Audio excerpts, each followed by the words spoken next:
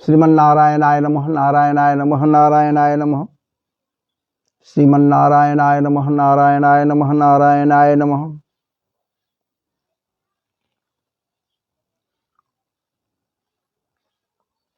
श्री कृष्ण गोविंद हरे मुरारी, हे नाथ नारायण वासुदेव। श्री कृष्ण गोविंद हरे मुरारी, हे नाथ नारायण वासुदेव। हे नाथ नारायण वासुदेव। श्री कृष्ण गोविंद हरे मुरारी, हे नाथ नारायण वासुदेव। हे नाथ नारायण वासुदेव। हे नाथ नारायण वासुदेव। श्री कृष्ण गोविंद हरे मुरारी, हे नाथ नारायण वासुदेव। हे नाथ नारायण वासुदेव। हे नाथ नारायण वासुदेव।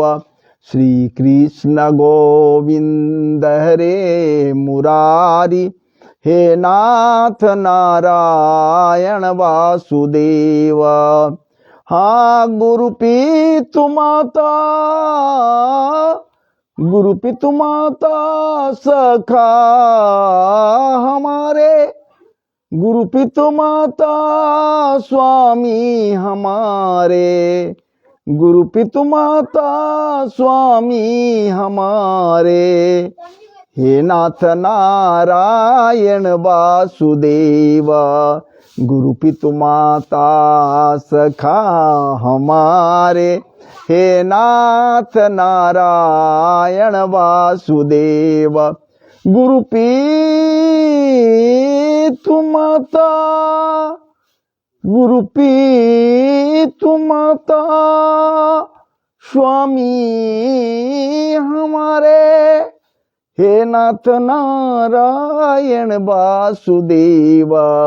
श्री कृष्ण गोविंद हरे मुरारे, हे नाथ नारायण वासुदेव। हे नाथ नारायण वासुदेव। हे नाथ नारायण वासुदेव।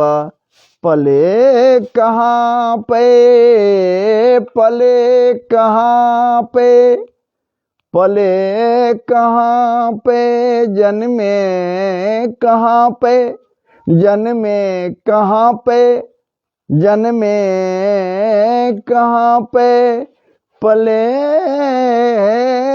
कहाँ पे, जन्मे कहाँ पे, पले कहाँ पे। हे नाथ नारायण वासुदेव।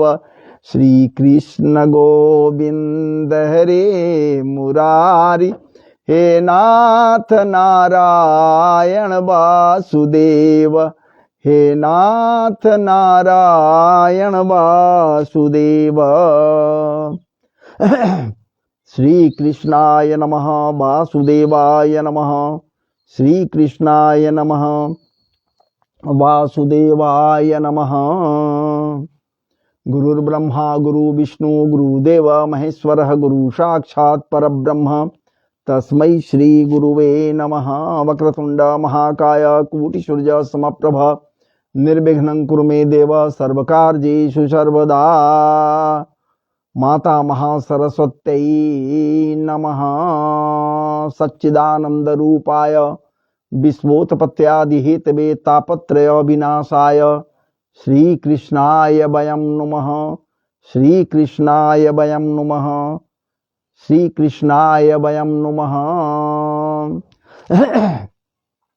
माधव श्री कृष्ण चंद्र जी महाराज के ही अनुपम कृपा प्रसाद से आज आपके समक्ष ये दास बैठकर कुछ परम पवित्र भगवदीय वार्ता या यूं कहिए महाराज जी श्रीमद् भागवत जी के महात्म को लेकर सब उपस्थित हुआ है।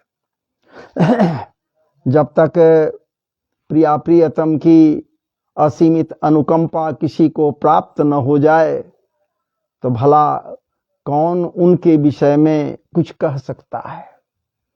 कहने के लिए विचार भी करेगा, भावनाओं में यदि बहेगा भी तो वो भावनाएं महाराज जी हृदय के उत्ताल तरंगों के बीच गहराई में डूब कर समाप्त हो जाएंगी, तब तक जब तक उसकी कृपा नहीं होगी। और उसकी कृपा होगी तो कृपा रूपी जहाज महाराज जी पार लगा देगा। और तब तो फिर कहना ही क्या है, उसके माधुर्य के विषय में वो निश्चित रूप से रखेगा। समरिया सरकार ठाकुर जी के ही कृपा प्रसाद से, ठाकुर जी के ही कृपा प्रसाद से, बिना ठाकुर जी के कृपा प्रसाद के महाराज जी ये पद्म पुराण का ये आख्यान भला भागवत में स्थान कैसे पाता? ये तो पद्म पुराण का चीज है, व्यास देव के द्वारा यहां लाया गया। क्यों? रचना तो करनी थी, महर्षि व्यास देव को भागवत की रचना करनी थी।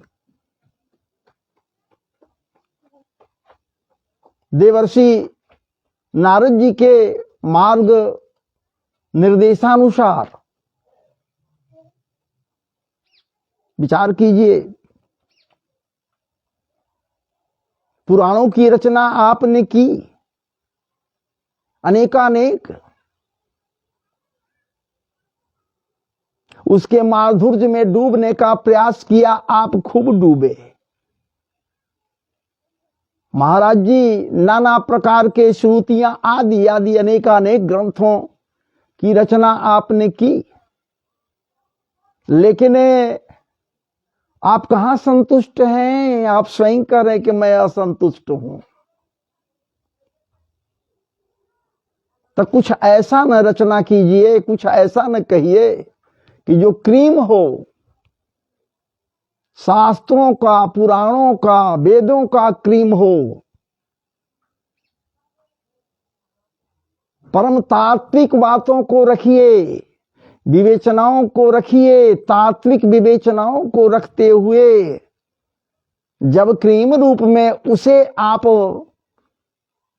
अत्यंत सुस्वाद व्यंजन के रूप में चर्वचौस्य भक्ष भोज्य अम्ल तिक्त कटुकसाय मधुर रस विनिमंजित जब आप परोसाई करेंगे तो महाराज जी आप भी संतुष्ट होंगे, और आपका वो परोसाई किया हुआ जो व्यंजन होगा, आस्वादन कोई करेगा तो फिर कहना ही क्या है, वो तृप्त होगा, प्रसन्न हो जाएगा।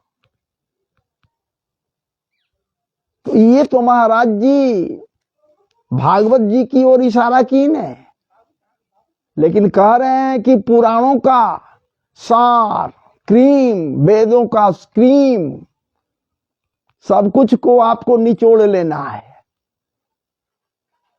निचोड़ने ही के तो क्रम में महाराज जी पद्म पुराण से ये जो निचोड़ कर यहां लाए हैं, भक्ति को बढ़ाने वाली बात, भक्ति देवी की चर्चा, अर्थात भक्ति को बढ़ाने वाली बात पहले ही रख दिए कि कोई डुबकी लगाकर तो देखे भागवत जी में भक्ति कैसे बढ़ती है, भक्ति कैसे मूर्तिमान होती है। जब भक्ति प्रसन्न होती है भक्त के ऊपर तो मूर्तिमान हो जाती है। ये सहज बात नहीं है, आसान बात नहीं है। भक्ति मूर्तिमान हो गई, नारद जी के समक्ष प्रकट हो गई, अपने दोनों पुत्रों को साथ लिए हुए, भले ही वो वृद्ध है, प्रकट हो गई। भक्ति देवी मूर्तिमान हो गई। कोई देखा है क्या भक्ति देवी को? आप देखे हैं क्या? कोई देखा है भक्ति देवी को? अरे भक्ति देवी को तो बस महसूस करना है, महसूस करने वाला होता है कि भक्ति को महसूस किया कि भक्ति इसके पास है। भक्ति मेरे पास है, आपके पास है, उसके पास है, अनेकानेक लोगों के पास भक्ति है। हाजी महाराज जी वृंदावनीय परिवेश में भक्ति नृत्य करती है, कोई देखा थोड़े।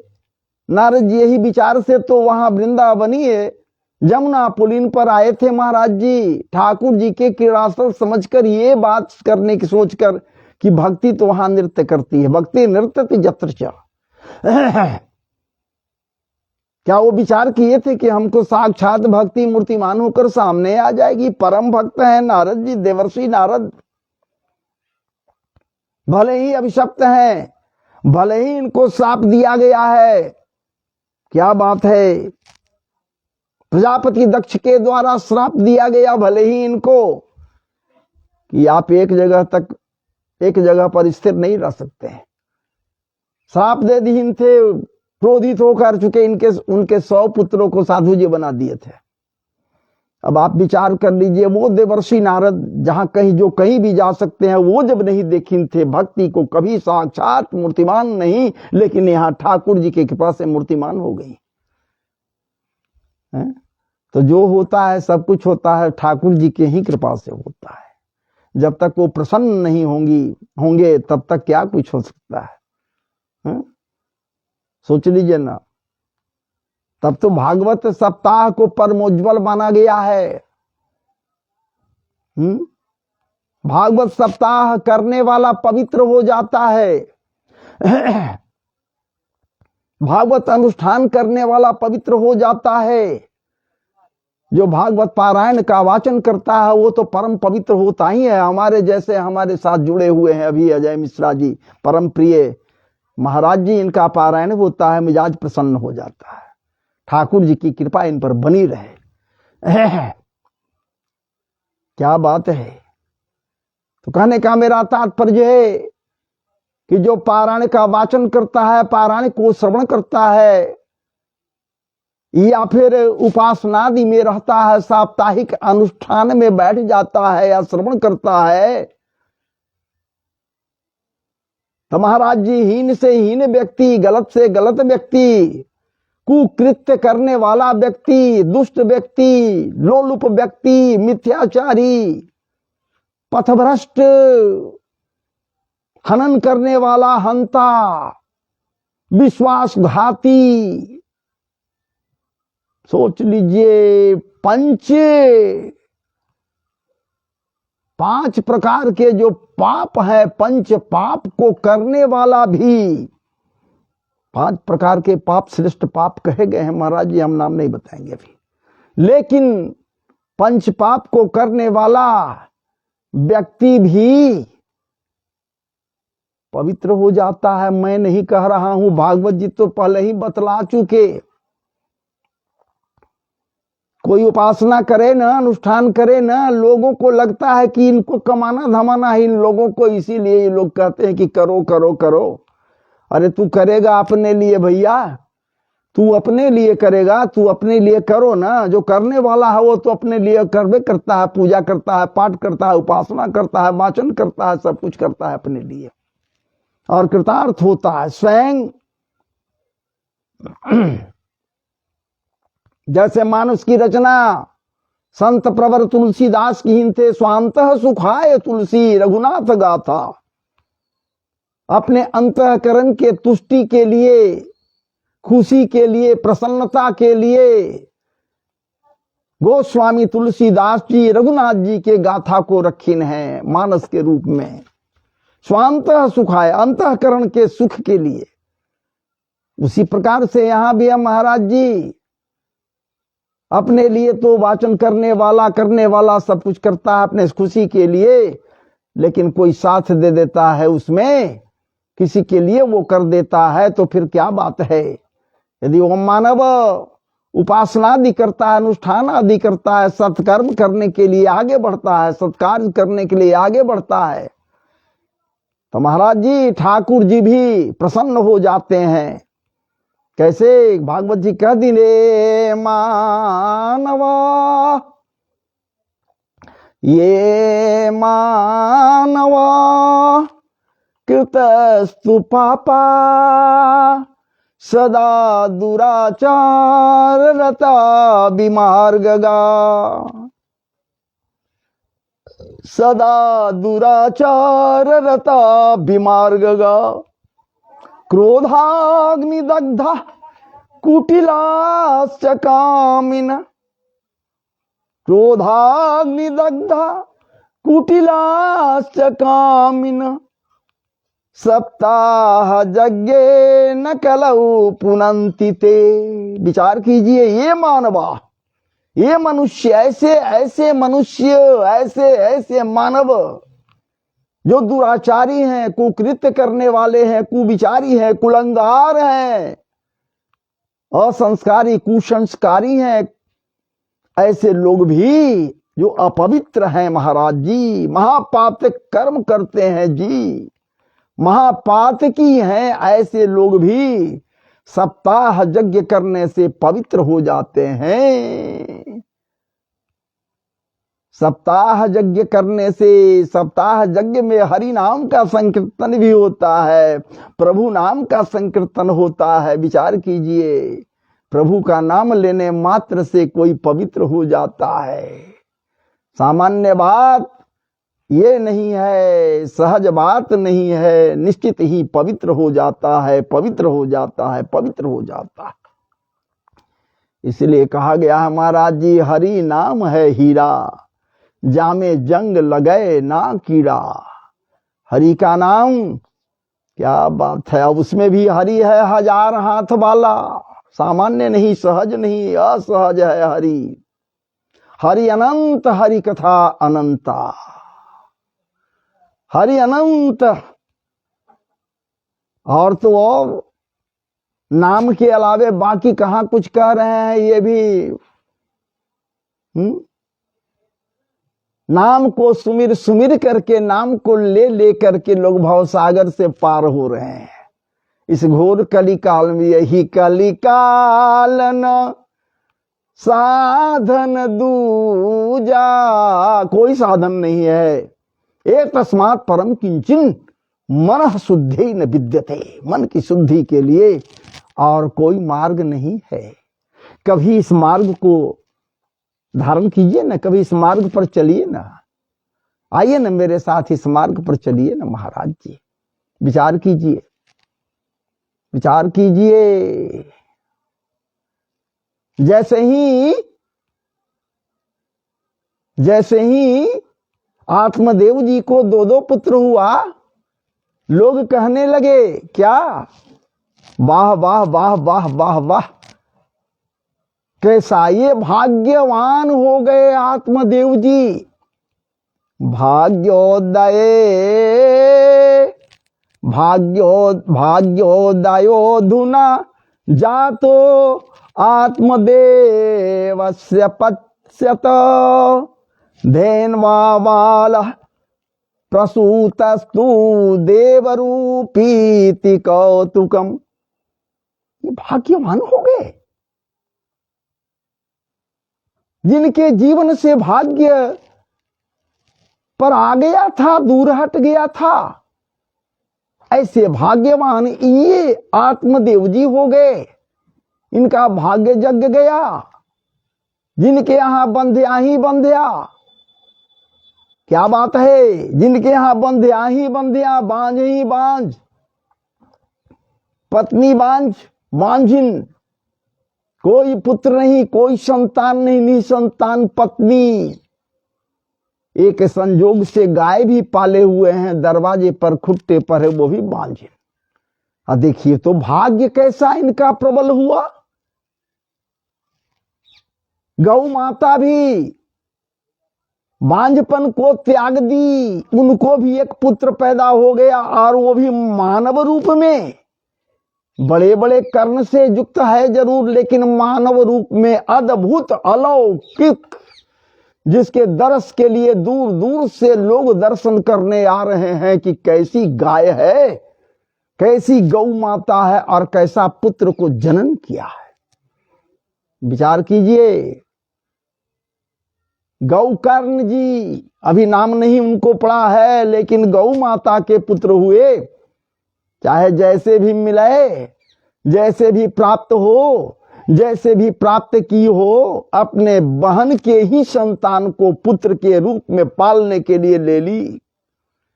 अजी महाराज जी, जो जन्म देती है वो तो माता है ही, लेकिन जो पालन करती है वो सर्वश्रेष्ठ माता होती है, बशर्ते कि वो संस्कारी स्वयं हो और अब उस बच्चे को संस्कार दे दे। धुंधली जिस संस्कार को दे दी उस संस्कार से नहीं महाराज जी। यदि समुत्तम संस्कार बाल्यपन में ही उस धुंधकारी को मिल जाता तो जो आया गोकर्ण जी पंडित बन गए। गोकर्ण पंडितो ज्ञानी अधुंधकारी महाखल। ये महाखल नहीं होता। ये अगर ये संस्कार यदि धुंधली दे देती तो, लेकिन इसने तो संस्कार अपना वाला दे दिया। नामकरण करने के पूर्व पति से कहती है कि 9 माह कोख में मैं रखूं। मिथ्या भाषण। अरे 9 मास तो कोख में रखने वाली इसके बहन है, जो 9 मास अपने कोख में रखी है। सारे दुख तकलीफ आदि वो झेली है। ये मिथ्याचारी धुंधली कहती अपने पति को धोखा देते हुए कि पालन पोषण मैं की, और जब मैं जनन की, मैं जन्म दी, उस समय का दुख कहां तक वर्णन कर सकता हूं, वो मैं झेली। 9 महीने तक मेरे रक्त से इसका पालन पोषण हुआ, और आज जब बच्चा हो गया, पुत्र पैदा लिया, तो आप कहते हो कि हम नामकरण संस्कार करेंगे अपने कुल के हिसाब से। मैं माता हूं, मेरा अधिकार इस पर ज्यादा है, इसलिए मैं नामकरण संस्कार करूंगी। देखिए संस्कारहीन बना रही है बाल्यकाल से ही। अभी शैशवावस्था में धुंधकारी है, शैशवावस्था में है, नामकरण नहीं हुआ है महाराज जी। संस्कारहीन ये बनाते हुए कह रही है इन बातों को। इसलिए कहती है कि मैं धुंधली तो मेरा नाम, मेरे बच्चे का नाम धुंधकारी होगा। देखिए संस्कारहीन बना दिया। जतः नाम ततः गुण। विचार कीजिए। आत्मदेव जी कृतार्थ हुए नहीं लेकिन होना पड़ा। प्रसन्न हुए नहीं लेकिन प्रसन्न होना पड़ा। घर में 2-2 बच्चों का किलकारियां गूंजने लगी। अभी लालन पालन हो रहा है, एक उधर केंत एक उधर पे, किलकारियां गूंज रही हैं, मस्त हो रहे हैं बच्चों के किलकारियों को सुनकर। आत्मदेव जी पति पत्नी दोनों प्रसन्न है। पति पत्नी दोनों प्रसन्न हैं किलकारियों को सुन करके। लेकिन महाराज जी ये प्रसन्नता होगी कब तक? धीरे धीरे बड़े होने लगे, और जब ये बड़े होने लगे, धीरे धीरे बड़े हो गए, उस समय क्या हुआ? जब ये बड़े होने लगे धीरे धीरे, तो लोग इनके भाग्य पर चर्चाओं पर चर्चाओं करने लगे। महाराज जी चर्चाओं का बाजार इनके लिए गर्म हो गया। ये बड़े ही भाग्यशाली ये आत्मदेव नामक पंडित जी हैं। विद्वान तो वही ही हैं, लेकिन आज 2-2 पुत्रों के पिता हो गए। जैसे जैसे धीरे धीरे बढ़ते चले गए, ये बालक विद्याध्ययन के लिए विद्यालय में भेजा गया। लेकिन वहां महाराज जी गोकर्ण जी विद्योपार्जन में, विद्या पाने में, पीने में, महाराज जी क्या बात है, खूब पान किए, खूब विद्या को प्राप्त किए, महापंडित हो गए। और धुंधकारी ये महाखल संस्कार ही कुछ ऐसा मिला।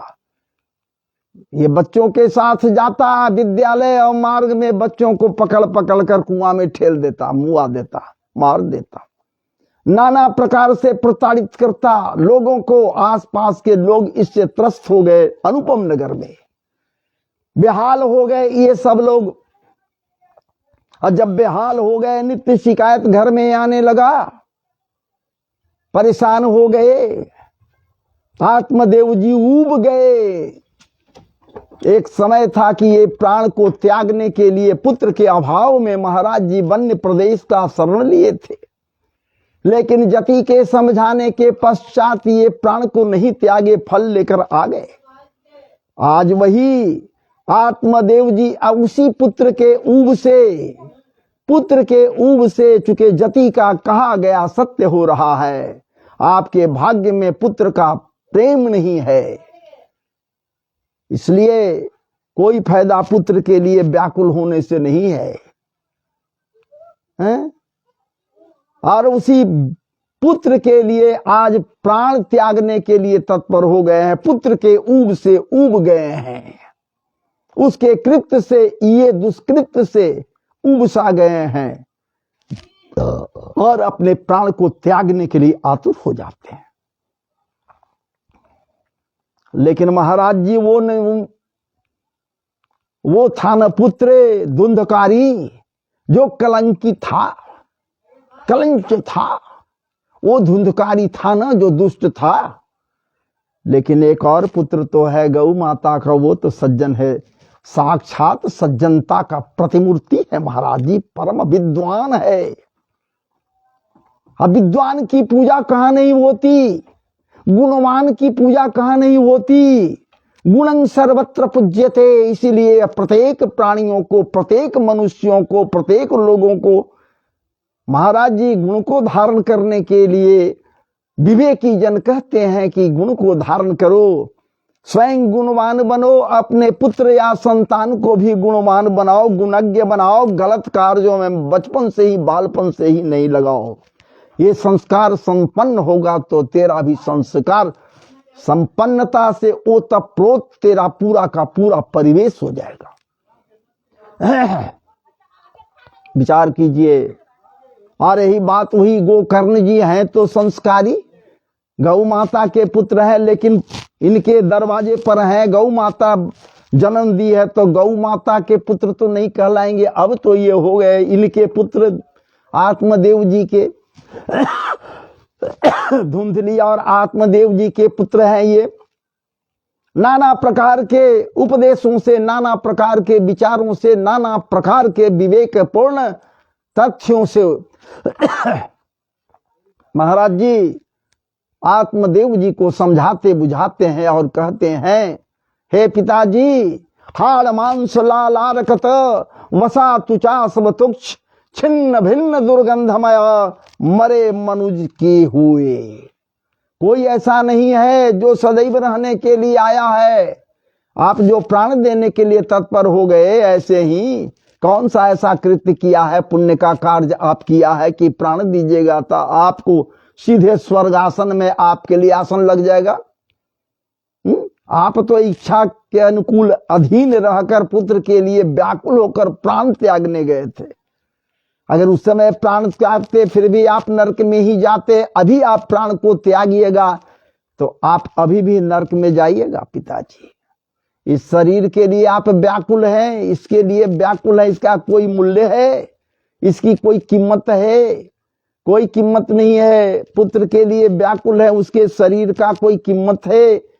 आपके शरीर का कोई कीमत है? मेरे शरीर का कोई कीमत है? आपके पत्नी के शरीर का कोई कीमत है? समाज के शरीर का कोई कीमत है? पिताजी, किसी के भी शरीर का कोई कीमत नहीं है। देह सीमांस रुधिरे, देहे सीमांस रुधिरे भीमतिं त्यजत्वं जाया सुतादिषु सदा ममतां विमुञ्च पश्यान्निशं जगदिदं क्षणमङ्गनिष्ठं वैराग्य राग रसिको भव भक्ति निष्ठा। कहते हैं, हे पिताजी, यह शरीर स्केलेटन सिस्टम से निर्मित है। अंग्रेजी में कह दिया। शरीर के भीतर एक तंत्र है, पिताजी, जिसका नाम है कंकाल तंत्र, हड्डियों का ढांचा है, हड्डी ही हड्डी है इस पूरे शरीर में, और हड्डी का ढांचा है, और इस हड्डी के ढांचा के भीतर मज्जा है, और रक्त संचालन के लिए नाना एक नहीं अनेक नाड़ियां बने हुए हैं जिससे रक्त संचरित होते हैं। हृदय है और वहीं से रक्त का संचालन होता है। पिताजी, वसा है जिसको फैट भी कहते हैं, मांस है, उत्तक है, सारे कुछ लगाकर इस शरीर को तैयार किए गए हैं। और पिताजी, इतना ही नहीं, इसके ऊपर से सुंदर सा एक चमड़ा त्वचा लगा दिया गया जो देखने में सुंदर लगता है। और भला ये तो हो गया शरीर का निर्माण, लेकिन विचार किए कि शरीर का निर्माण कैसे होता है। पिताजी, आप तो स्वयं बुद्धिमान विवेकी हैं, ज्ञानमान है, आप स्वयं सोचिए। आप जानते हैं कि जिस अन्न को लेने के बाद, जिस अन्न को बहुत दिन तक घर में रख दिया जाए, यूं ही वो सड़ जाता है, और उसी अन्न के प्रभाव से, उसी अन्न से भोजन करने से, भक्षण करने से, महाराज जी, हे पिताश्री, वीर्य और रज निर्माण होता है। और दोनों के संयोग से जब बच्चा उत्पन्न होता है, विचार कीजिए, जब वो नाश होने वाला होता है, नाश हो जाता है, अधिक दिनों तक नहीं रह सकता, स्वयं सड़ जाएगा, और उसी से ये शरीर का निर्माण हुआ है। अब आप विचार कीजिए पिताजी, तो ये शरीर रहने वाला है कि ये भी नाश होने वाला है, अधिक दिनों तक नहीं रह सकता, ये स्वयं भी नष्ट हो जाएगा। और तो और जब प्राण भीतर है, जब तक वो बैठा हुआ है, दूसरा जगह नहीं उसको मिल रहा है, दूसरा जगह वो नहीं जा रहा, जाने वाला तो है ही पिताजी। वाचांसि जीर्णानि जथा विहाय नवानि गृह्णाति नरोपराणि तथा शरीरानि विहाय जीर्णा नन्याति संजाति नवानि देहि। और निश्चित है कि वो चला जाएगा, आश्रय मिलेगा, दूसरा पुराने को छोड़कर नवीन के पास चला जाएगा, निश्चित है पिताजी। तो रह क्या जाता है, सब समाप्त हो जाता है, सब संपन्न हो जाता है पिताजी। और इसके लिए आप इतना मोह कर रहे हैं। यदि माया और मोह में लिपटना है तो मधुसूदन समरिया सरकार के श्री चरणों में आप लिपटिए, उनके आश्रय में जाइए, एकांत स्थान में जाइए, सबको माया मोह को त्याग दीजिए, कोई आपका नहीं है, सब समाप्त है, कहीं कुछ नहीं है। असत में हम सब जी रहे हैं, सब कुछ मिथ्या है। मिथ्या नहीं होता तो भूत वामन भोलेनाथ महाराज जी उमा से ये बात नहीं कहते। उमा कहूं मैं अनुभव अपना, सत हरि भजना जगत सब सपना। ये कतई नहीं कहते कि संसार स्वप्न है, जगत स्वप्न है। यदि सत्य कुछ है तो हरि नाम है हीरा, जामे जंग लगे ना कीड़ा। हरि नाम है हीरा, हरि नाम। इसलिए पिताजी, आप हरि नाम के संकीर्तन के निमित्त, ठाकुर जी के कीर्तन के निमित्त आप एकांत धारण कीजिए, त्याग दीजिए मोह माया। नित्य क्यों आप सुन रहे हैं उलाहना, क्यों सुन रहे हैं उलाहना? हमारे पास कोई नहीं आता, जान रहा है कि इनके पास जाने से कोई फायदा नहीं होगा, तो आपको आप सुनते हैं इसलिए सुनाता है लोग। आप सुनिए ही नहीं, या फिर त्याग दीजिए, ठाकुर जी के श्री चरणों में आप चले जाइए, वन्य प्रदेश एकांत स्थान में चले जाइए, ठाकुर जी के श्री चरणों में लग जाइए, छोड़िए मोह माया। और यही होता है।